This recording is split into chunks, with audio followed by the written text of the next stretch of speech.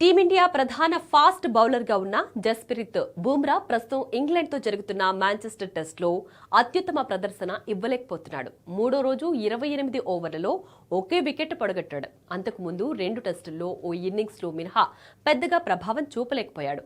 5 test సిరీస్లో కేవలం 3 ఆడతానని చెప్పిన బుమ్రా కొన్ని సందర్భాల్లో అలసిపోయినట్లు కనిపిస్తున్నాడు. ఇది అతడి ఫిట్నెస్ పై ఆందోళనను రేకెత్తిస్తోంది.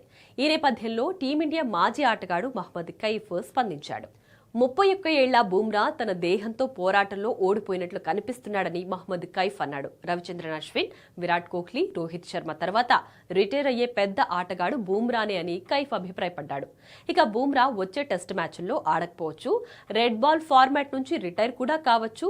బుమ్రా తన శరీరంతో ఇబ్బంది పడుతున్నాడు, నెమ్మదిగా బౌలింగ్ చేస్తున్నాడు. ఈ టెస్ట్ మ్యాచ్లో తన వేగాన్ని చూపించలేదు. అయితే తన 100% ప్రదర్శన ఇవ్వలేకపోతున్నానని, వికెట్లు తీయలేదని భావిస్తే అతనే స్వయంగా రిటైర్డ్ అవుతాడని కైఫ్ చెప్పాడు. కాబట్టి బుమ్రా లేని టెస్టు క్రికెట్ కు అలవాటు పడడం ఫ్యాన్స్ ఇప్పటి నుంచే మొదలు పెట్టాలి. ఎందుకంటే మాంచెస్టర్ టెస్ట్ మ్యాచ్లో బుమ్రాను చూస్తుంటే ఆటను ఆస్వాదించట్లేదని అనిపిస్తోంది. అతనికి ఆట పట్ల ఇష్టం ఇంకా ఉన్నా కానీ అతడి దేహం సహకరించట్లేదు అని మహ్మద్ కైఫ్ పేర్కొన్నాడు.